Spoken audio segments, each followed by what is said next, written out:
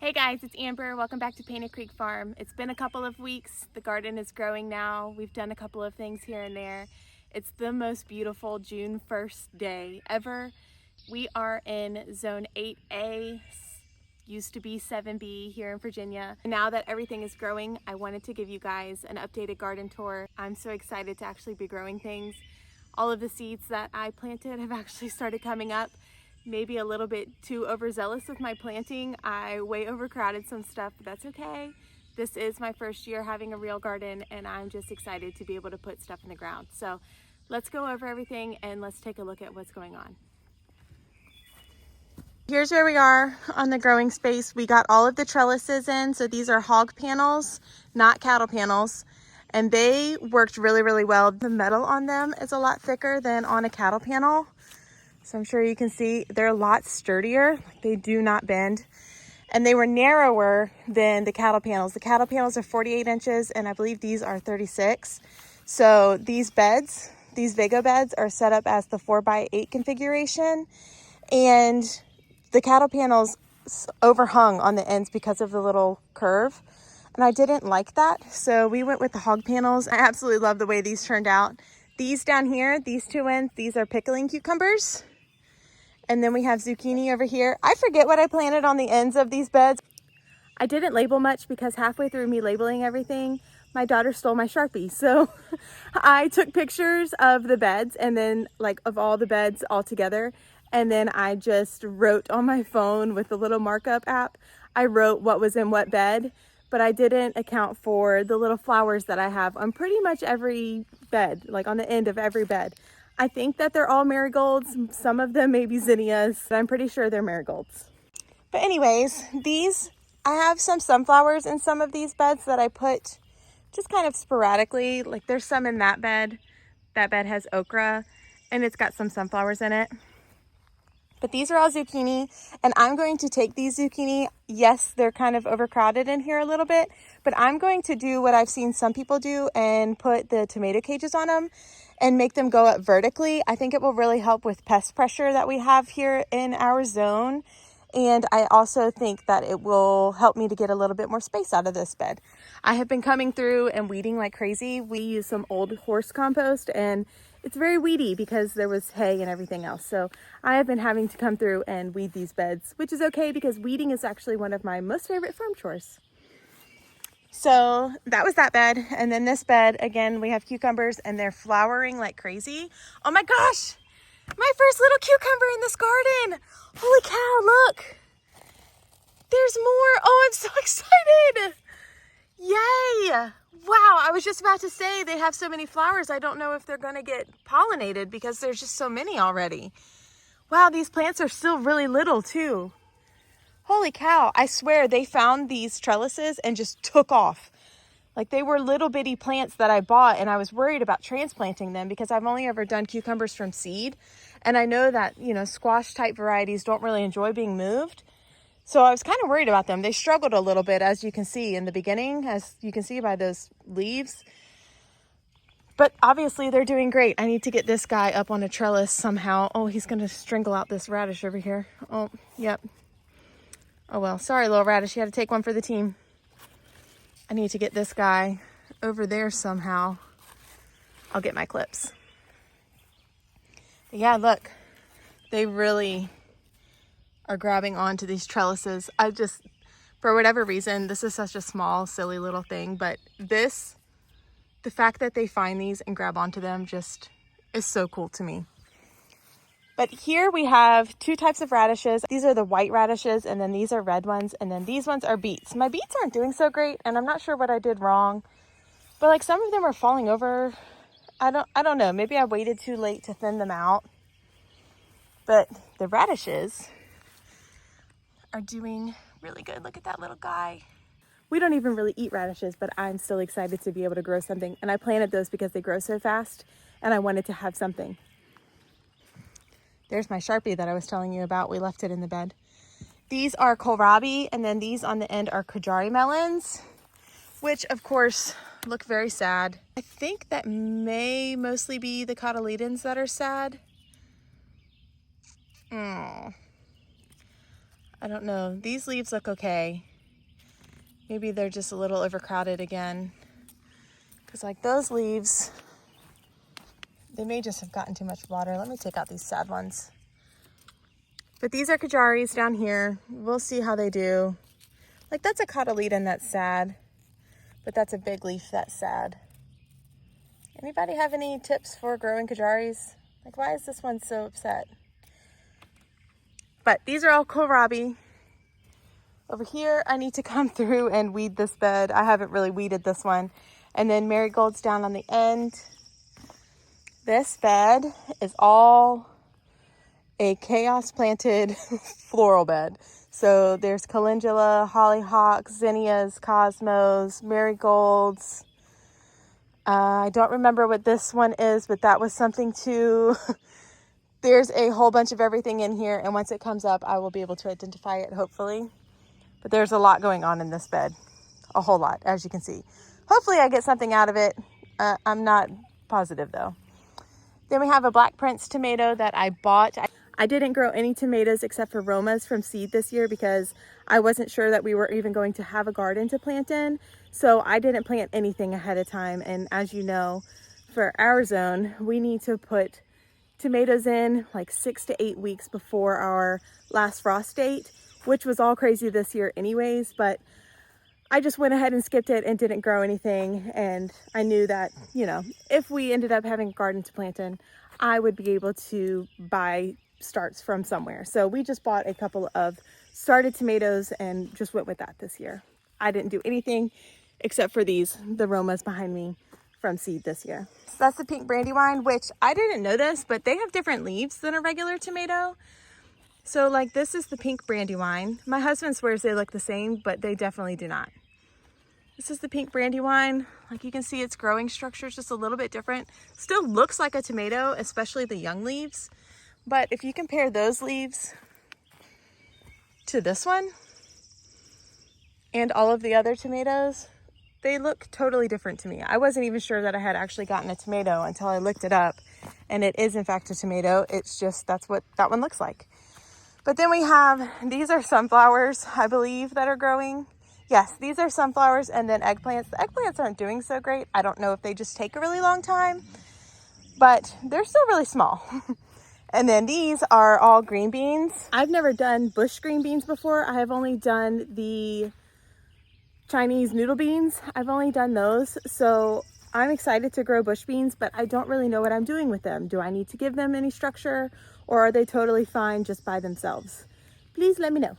This one's over here. These are the Roma tomatoes that I need to come through and thin out. I put some nasturtiums in here, but they were old seeds and they definitely did not come up at all. Then I have marigolds on the end. This tomato is the Cherokee Purple. She's really growing a lot. I had to tie her up because I was afraid that she was going to fall over. I've had a couple of fasciated blossoms on this one already, which the fasciated blossoms are where a bunch of blossoms get fused together. Well, not necessarily a bunch, but at least two get fused together, and the fasciated one fell off. So I'm kind of happy about that because I didn't want any cat-faced tomatoes. I'm hoping that this will kind of grow up over that. These are for my son. He is going through a everything Japan right now phase, and these are Japanese cucumbers. So these are for him. They are struggling a little bit as well. If anybody can help me with this sort of situation that we're getting on these leaves. The other cucumbers don't seem to be having that problem.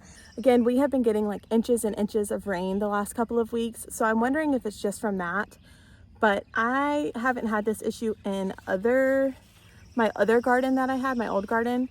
So I'm not sure if I don't necessarily have something going on with the soil that we used. So if this is a soil issue and not just a overwatered issue, please tell me.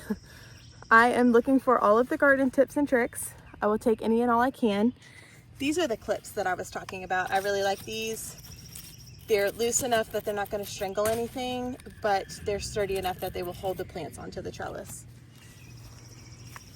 These are our peppers over here. So these are the carnival sweet peppers all through here. Actually, those are jalapenos over there. These are carnival sweets.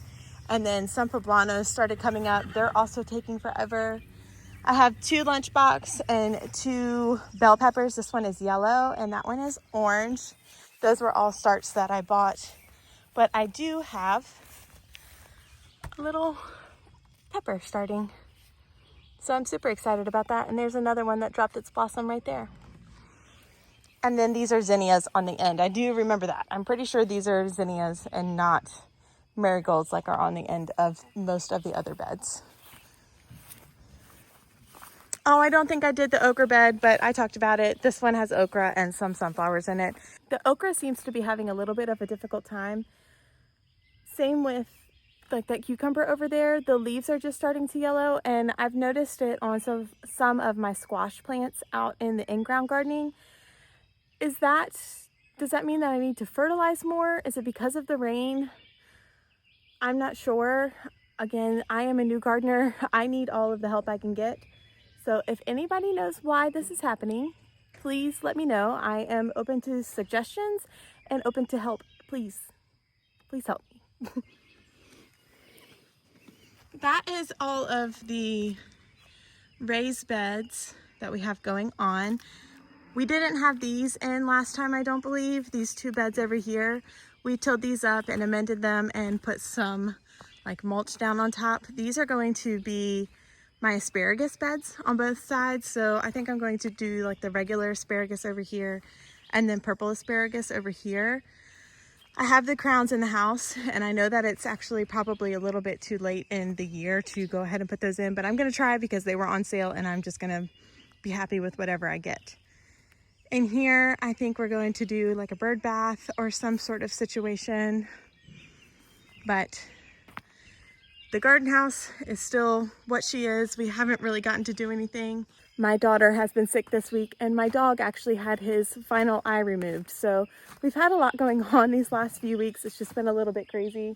He is over there. I'm not sure if you can see him, but he is over there. He has a tracking collar on now. We went with the Phi. And now I know where he is because he went missing for 5.5 hours the other day. So he got donned with a tracking collar now so I can find him. And he has no eyes. So it's a great time. But let's go over the in-ground garden.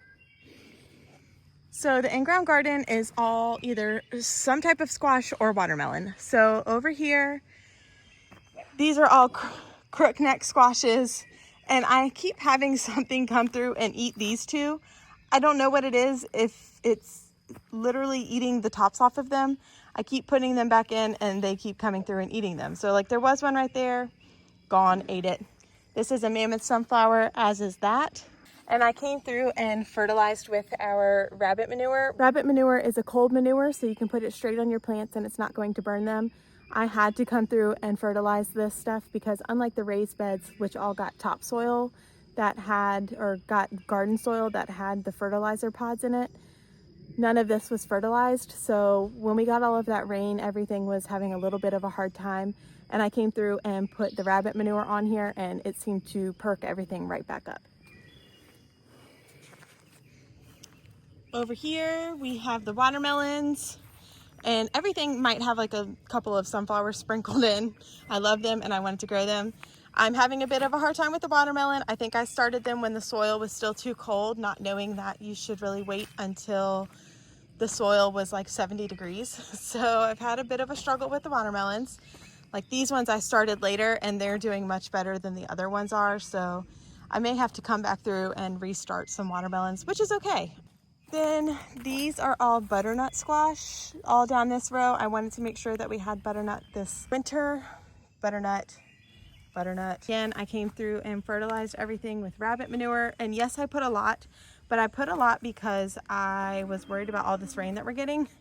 So I kind of overdid it. And I'm kind of glad I did because if you can see how sad the leaves were. And now the new leaves are doing much better. Then over here is pumpkins. So all of these ones down here are the Big Macs pumpkins, and they seem to be doing pretty good. Big Macs, and then these are Jack B. Little, so these are the little pumpkins, and then we have some patty pan squash down the rest of the way. Down here, this little guy, I talked about this water hole in my last video, but we've decided that we're going to turn this into a frog pond. We wanted to have some sort of water feature out here anyways, and we were trying to conjure up ways that that was going to happen. When we've been getting all this rain, this watering hole has been kind of sticking around. So it's out of the way, but included. And we both kind of enjoy where it's at, actually. So I think that we're going to dig this out and line it and make it some sort of frog pond. We had frogs. I will insert a picture. We had frogs lay like hundreds or thousands of eggs in here, and there were tadpoles everywhere. So we thought it would be a great little spot to make a little water feature, have a frog pond, maybe do some lily pads. So I'm excited about this. I wanted to have some geese or something up here too, or ducks, something for my kids to have some sort of little waterfowl, because my almost 3-year-old, she really enjoys ducks. So I think that we're gonna get something, and I miss my geese. So I think we're gonna get something to have up here to help with the weeding and all of that. And add them a little water feature right here. Maybe put their, see, I don't know if you can see, let's see if I can turn you around. You see this little dry spot right there? I think we're gonna put like a little duck goose house right there and let this be their little added water space. Let me show you Boomer. Boomy, come here. So here's Boomer. He is now obviously completely 100% blind. He had his second eye removed. And this is his collar. This is the Phi. So it tracks his sleep, his steps, and him, and where he goes, and does live tracking. So I am able to find where he's at now that he doesn't have any eyes. I knew that if we ever removed his eye, it was a matter of quality of life. So I wasn't going to take his eyes if I was going to then turn around and keep him totally locked up in the house all day. That's not fair to him. So he gets to keep his lifestyle and I get to keep him. And I'm so glad that we were able to find him the other day. Thank God to all of our friends who came and helped us look for him, and thank God that we were able to find him. But he's doing great. He's actually so much happier now that he doesn't have eyes. I think the remaining eye was really starting to cause him a lot of pain, because now he's like a whole other dog. So he's doing really good. And if you know him and you love him, thank you. Thank you for praying for him over the last few months when we've been kind of going through all of this mayhem over his remaining eyeball. But back to the garden. So the first thing that we've been harvesting are these berries, these blueberries from the pink icing bushes by Bushel and Berry. I absolutely love these. The kids love these. My 1-year-old, her favorite food is blueberries, and these are delicious.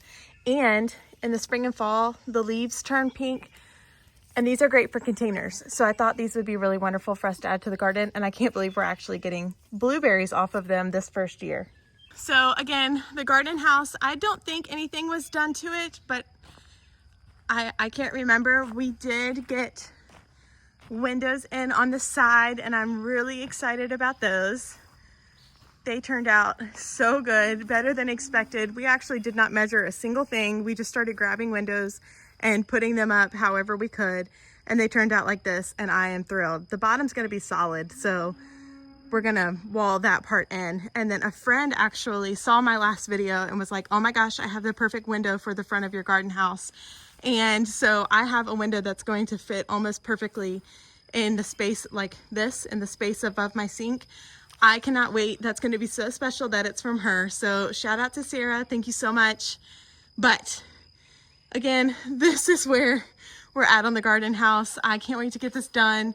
I can't wait to see it not just sticks. Life has just been really crazy, and we've had a really hard time having any time at all to do this project and get away from the kids, or even bring the kids up here between the rain and sickness and school and just sourdough classes, all of that jazz. So it's been a little bit crazy here, but I'm really thrilled with the way that the garden is coming along. I have taken a breath, and I am not so concerned with getting everything all done at once and getting everything all done this year like I was when we first started this and had a blank slate. When we first started this, I was really overwhelmed and looking at this huge empty space and being like, oh my God, I don't know where to begin. I want to get it all done tomorrow, and this is going to cost us so much.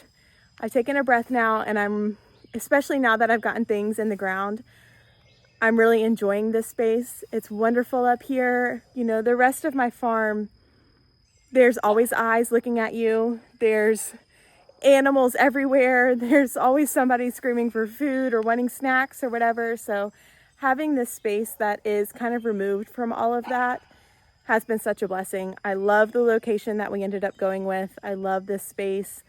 I can just zen up here and chill, and it's just wonderful. So thank you for coming along this tour, and I can't wait to show you guys what it's going to look like in a couple more weeks. I can't wait to get our first harvest out here. I'm super stoked for that. So thank you for watching, and I will see you guys in the next video. Bye.